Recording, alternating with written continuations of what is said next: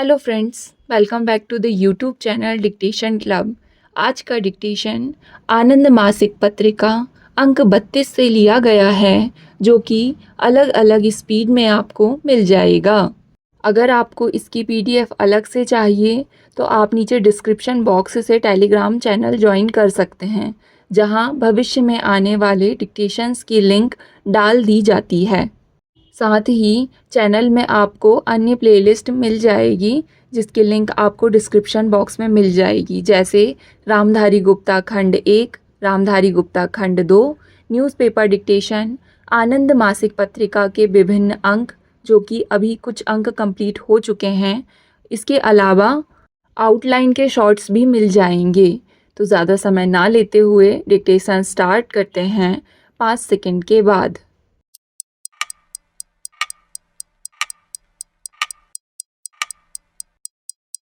Start.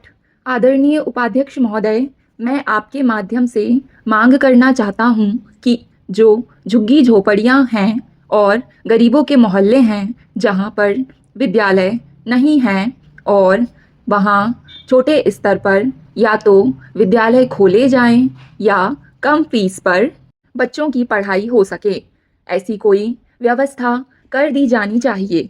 इसके साथ ही अंत में मैं एक और मांग करना चाहता हूँ कि हमारा भारतवर्ष गरीबों का देश है। यहाँ गरीबी रेखा के नीचे 40% लोग रहते हैं। यहाँ पर शहरी राज्य विकास मंत्री भी बैठे हैं। मैं उनका ध्यान इस बात की ओर आकर्षित करना चाहूँगा कि पूरे देश के ग्रामीण क्षेत्रों में जो गरीब लोग रहते हैं उनके लिए इंदिरा आवास योजना पहले से चल रही है, जिसके अंतर्गत 20,000 रुपये देकर पक्का मकान आरसीसी बना दिया जा रहा है। लेकिन शहरों में यह सुविधा नहीं है, दिल्ली में भी नहीं है। दिल्ली में भी हज़ारों लाखों की संख्या में ऐसे लोग रहते हैं जो मकान मालिक से अनुमति लेकर जीने में अपनी ज़िंदगी गुजर बसर करने पर मजबूर हैं। हम आपके माध्यम से अनुरोध करना चाहते हैं कि जिस प्रकार से गांवों में रहने वाले लोगों के लिए इंदिरा आवास योजना के तहत गरीबों के लिए 20,000 रुपये देकर आरसीसी बनाने की व्यवस्था की गई है, उसी प्रकार से दिल्ली से लेकर छोटे और बड़े सभी शहरों में जो नगर पालिका क्षेत्र में आता है, नगर पंचायत में आता है, नगर पालिका में आता है और महानगर परिषद में आता है, उन सभी शहरों में इंदिरा आवास योजना के आधार पर बिल्कुल गरीब तथा भूमिहीन लोग जिनके पास कोई आसरा नहीं है, उनके लिए आवास योजनाएं सरकारी खर्च पर चलाई जानी चाहिए। मैं अनुरोध करता हूँ 6 दिसंबर को देश में बाबा साहेब अम्बेडकर पुनर्निर्माण दिवस मनाया गया है कि सरकार उनके नाम पर योजनाएं लाए। पूरे देश में गरीब लोग रहते हैं। मैं चाहता हूं कि अम्बेडकर आवास योजना के माध्यम से योजना संचालित की जाए। यह हम आपके माध्यम से सरकार से मांग करते हैं। दिल्ली में जो स्थायी निवासी रहते हैं, जो किसान रह रहे हैं, जिनके खेत ले लिए गए हैं और यहाँ पर डीडीए से लेकर सीपीडब्ल्यूडी द्वारा जो व्यवस्था की गई है, उनकी ओर भी सरकार को ध्यान देना चाहिए। पिछली सरकार ने किराया कानून पास किया। आदरणीय महोदय, जो लोग गरीब हैं या जो किसान हैं जिनकी ज़मीनें ले ली गई हैं और जिसके कारण वे बेरोजगार हो गए हैं, उनकी समस्याएं हल तो हुईं, लेकिन पिछले 1 वर्ष से किराया कानून लंबित है। इस कानून को लागू करने के लिए दिल्ली के नागरिकों ने आंदोलन भी किए, लेकिन पिछली सरकार द्वारा पारित किराया कानून सरकार के पास आज भी लंबित पड़ा हुआ है, वह लागू नहीं हुआ है।